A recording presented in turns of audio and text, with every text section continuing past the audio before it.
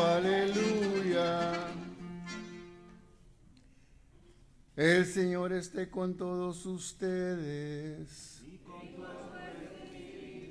Lectura del Santo Evangelio según San Mateo.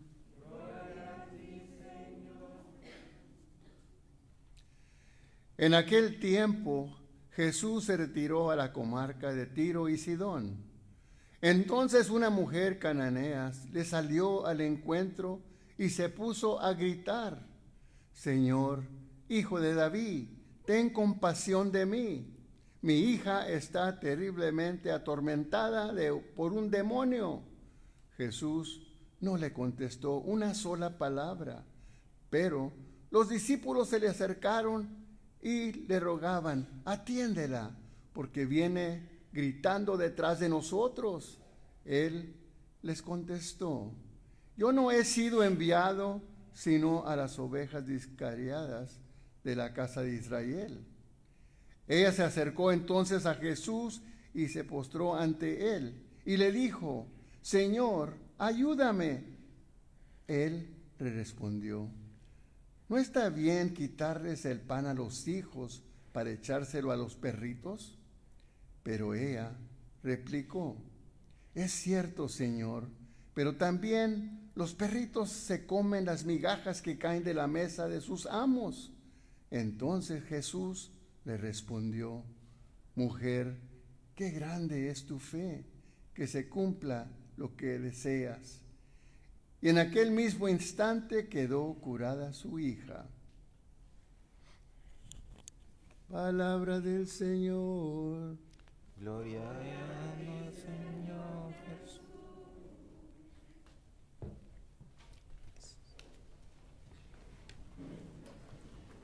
En el proceso para ser sacerdote,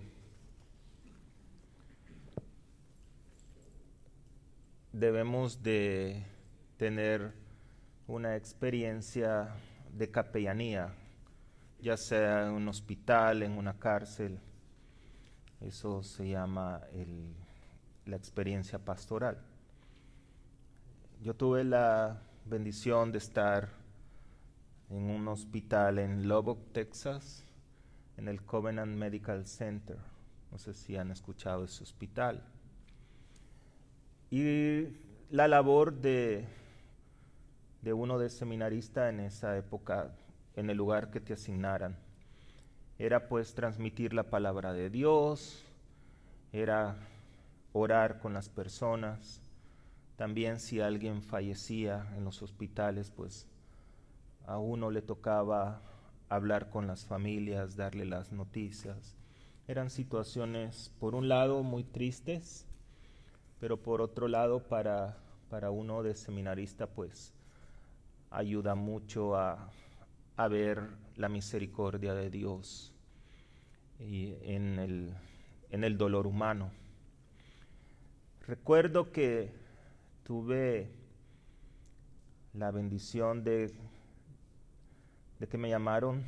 Había un código azul en los hospitales, cuando el código azul es emergencia, que ya alguien está pues en sus últimos momentos. Y era una familia, era una señora que estaba muy, muy grave, estaba casi inconsciente.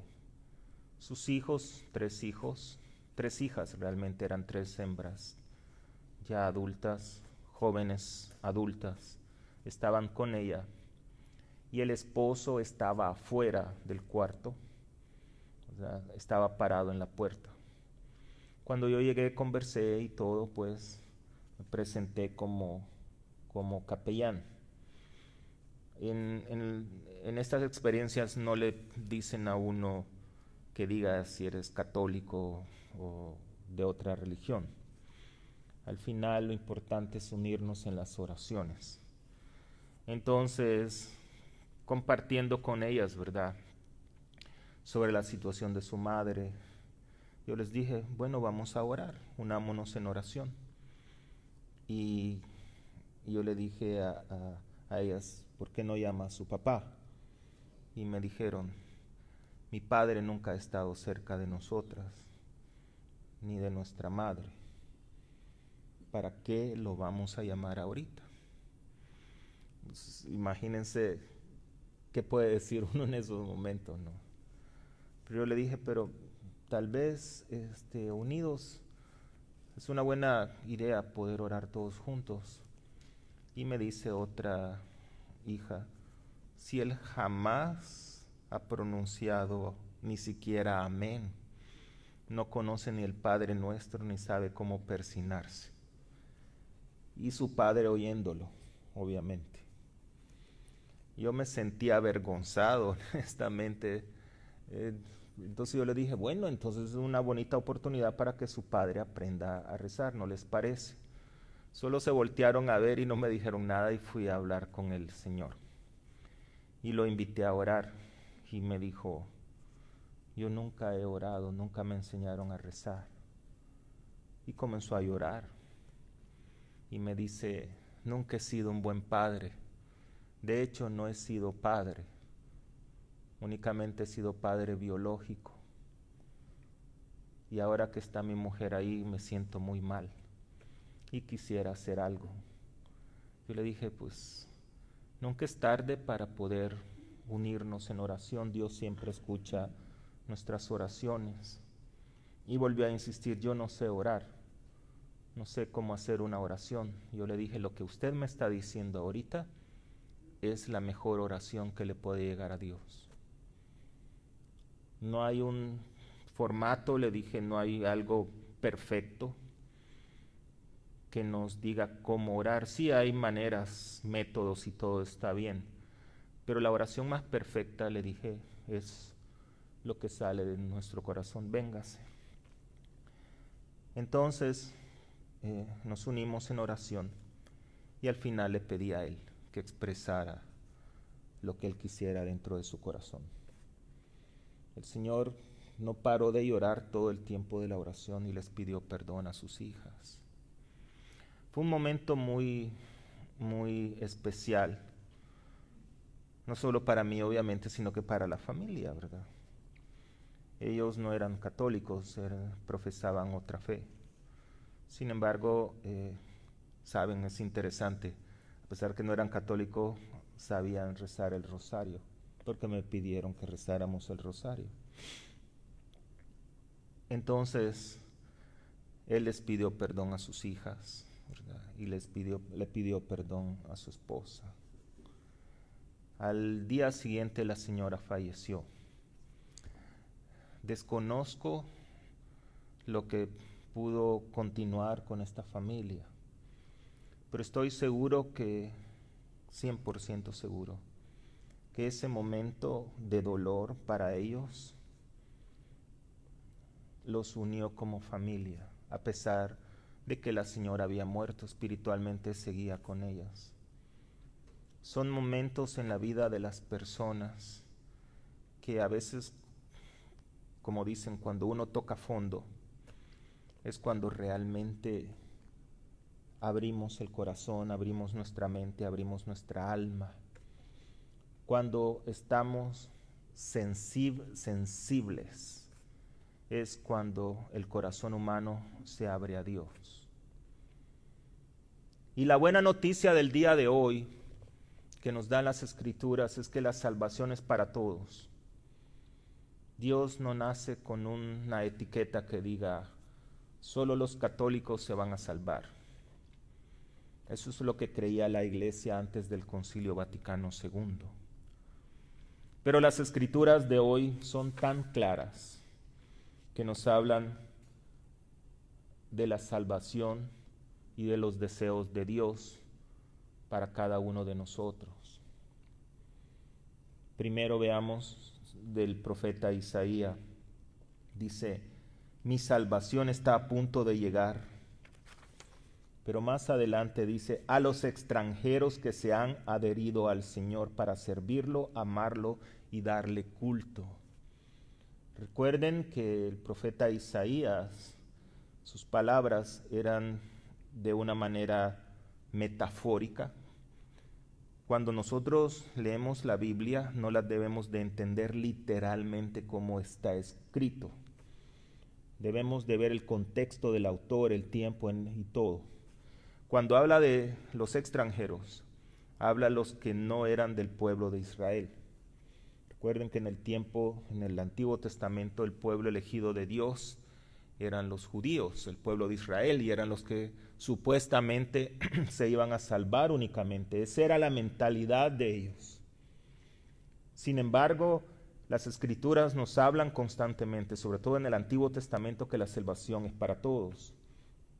Pero hay un requerimiento, hay un criterio para la salvación, dice: a los que lo aman, a los que lo son fieles a su alianza. La alianza son los 10 mandamientos. Los conduciré a mi monte santo y los llenaré de alegría en mi casa de oración. El mensaje de las Escrituras de hoy nos hablan de eso, de que la salvación es para todos, y esa es la buena noticia, pero hay 3 aspectos que debemos de cumplir. El primero es aceptar a Cristo como tu único Salvador y Señor. Número 2 es la perseverancia y la constancia en la oración.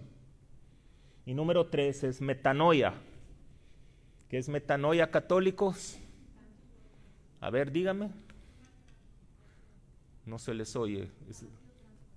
Cambio, transformación, correcto. Los felicito. Han aprendido mucho del párroco de esta iglesia. Yo soy un visitante nada más. Es correcto. Metanoia, ¿qué significa metanoia? Es una palabra griega que significa arrepentirse y cambien su manera de vivir.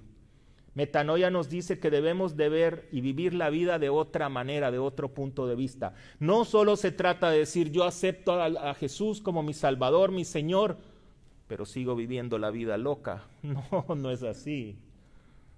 Se trata de cambiar. Se trata de enderezar los caminos. Y eso nos lleva al Evangelio de hoy. Es interesante el Evangelio. Miren qué misericordiosos somos los hispanos, porque la traducción original no es perritos, es perro. Si ustedes ven las Biblias en inglés y otras Biblias en español que tienen la traducción literal del griego, porque el Nuevo Testamento se escribió en griego y parte en hebreo, dice perro. ¿Qué se oye mejor, perrito o perro? ¿Qué tal si Jesús nos dice perritos o perros? Nos lleva al Evangelio. Debemos de entender el contexto de la historia, porque alguien puede decir, ¿cómo es posible que Jesús llame a alguien perrito o perro? Ese no es el Jesús que conocemos. Pero debemos de ver el contexto, la situación y por qué habla Jesús de esa manera. Por eso estamos llevando algunos el Evangelio de San Mateo, para poder entender todos estos diálogos. La mujer era una mujer cananea. Los cananeos eran rivales de los judíos, se odiaban y no se podían ver ni en pintura, así de fácil. Eran ateos, paganos y no creían en nadie. Esa rivalidad viene del Antiguo Testamento en el libro del Génesis capítulo 10. La tierra de Canaán establece un rey que se llama Sidón. Ese era el primogénito de esa tierra. Entonces el pueblo adoraba a Sidón y rechazaba al Dios de Abraham, al Dios de Jacob y al Dios de Moisés. Y se volvieron completamente enemigos. Entonces a toda esa tierra le pusieron Sidón por el primogénito. Por eso es que dice el Evangelio, Jesús se retiró a la comarca de Tiro y Sidón. O sea que estaba donde estaban todos los cananeos, los ateos, los que rechazaban a Yahweh, a Yahvé. ¿Con qué intención lo hizo? Pues quizá por evangelizar. Entonces debemos entender que ellos se llamaban, los judíos trataban a los cananeos como perros. Lo pueden ver en el libro de las Crónicas y en el libro del Apocalipsis. Ahí está la palabra, perros. Así era como ellos se trataban. Recuerden que Cristo también era judío. Él mantenía su heritage, ¿cómo se dice en español? Herencia, qué vergüenza, perdónenme, hoy es que ya a la edad se me olvida todo. La herencia, correcto, la herencia de judío. Pero entendamos el diálogo. Lo que Cristo quería era hacer humilde a esta mujer por medio de humillarla. A veces la humillación te lleva a la santidad porque te vuelve humilde. Repito, a veces la humillación te lleva a la santidad porque te vuelve humilde. ¿Cómo empieza la mujer? Señor, hijo de David, ten compasión de mí. Un ateo, alguien que odiaba a Dios, le está diciendo, Señor, ten piedad, Cristo, ten piedad, Señor, ten piedad. Eso es lo que decimos al principio de la misa. Reconocía en Jesús al Mesías. Ella era atea. Fíjense bien, entendamos el diálogo. Sin embargo, ella doblegó su orgullo de cananea por la necesidad que tenía de que su hija se salvara. Y Jesús, como que si no es con él. Y los discípulos, óyeme, sácala ya, que mucho nos está molestando. Entonces Jesús le contesta y le dice, óyeme, yo no tengo nada que ver con ustedes, los perros. Yo he sido enviado nada más a la casa de Israel, a los católicos, únicamente que se conviertan, aquellos católicos de cafetería que se me están perdiendo, a esos los he enviado.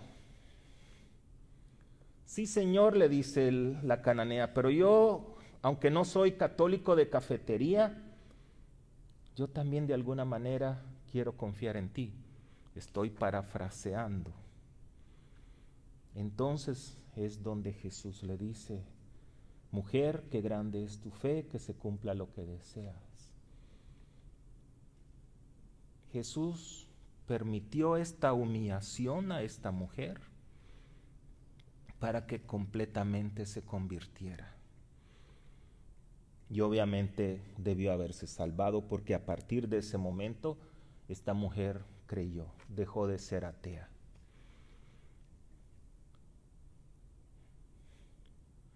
Hay dos cosas para aprender en el mensaje de hoy.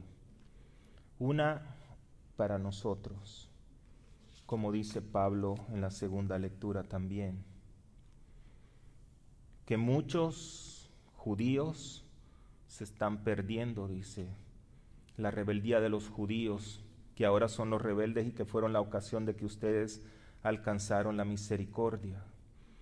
Quiero ver si alguno de estos católicos que se han perdido regresan al redil.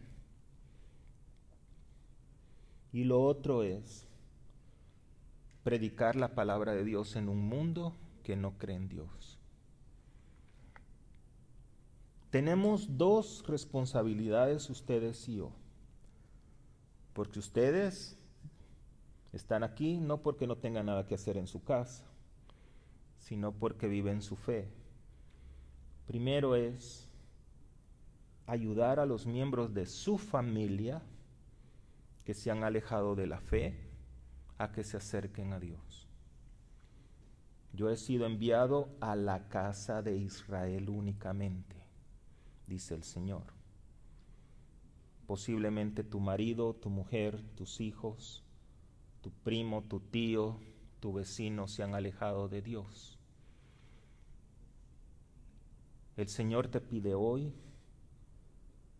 que acompañes a tu familiar a que se acerque al Señor, porque lo importante es la salvación. Y número dos, No nos podemos quedar callados en un mundo que se ha alejado de Dios. Sobre todo ahora con las redes sociales que se ponen un montón de cosas. Podemos evangelizar por medio de las redes sociales también. No se trata de insultar, no se trata de atacar, se trata de predicar la buena nueva, la salvación que es para todos. No podemos quedarnos callados. Y como contaba en la historia de esta familia, este señor tuvo que llegar, tocar fondo para poder abrirse a Dios. Tal vez sea una bonita oportunidad para ayudar a alguien a que no toque fondo y pueda volverse al Señor. Es de llevar la buena nueva porque quien transforma es Dios.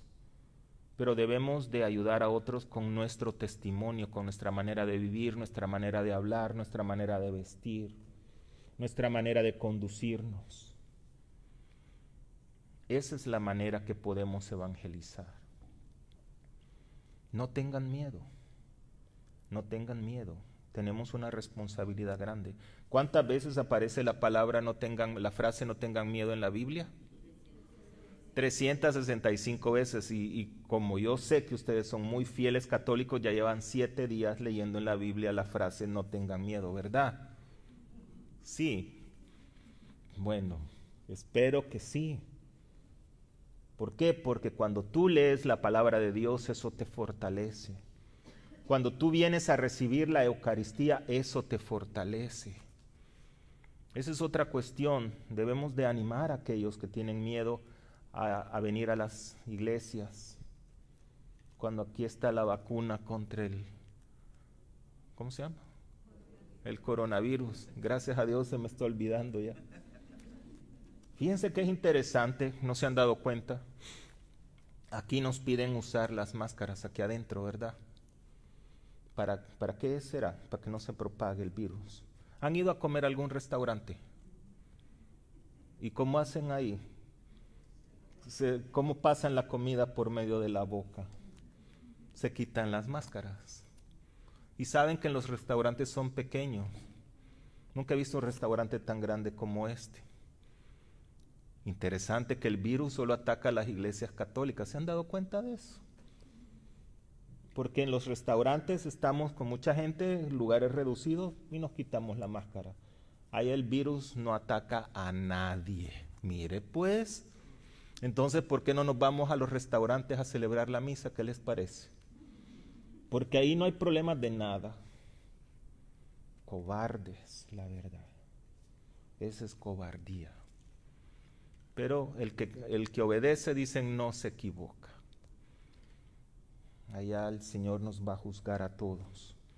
Pero nosotros debemos de ser como esta mujer cananea, tener la fe de la mujer cananea, ser humildes y humillarse ante el Señor.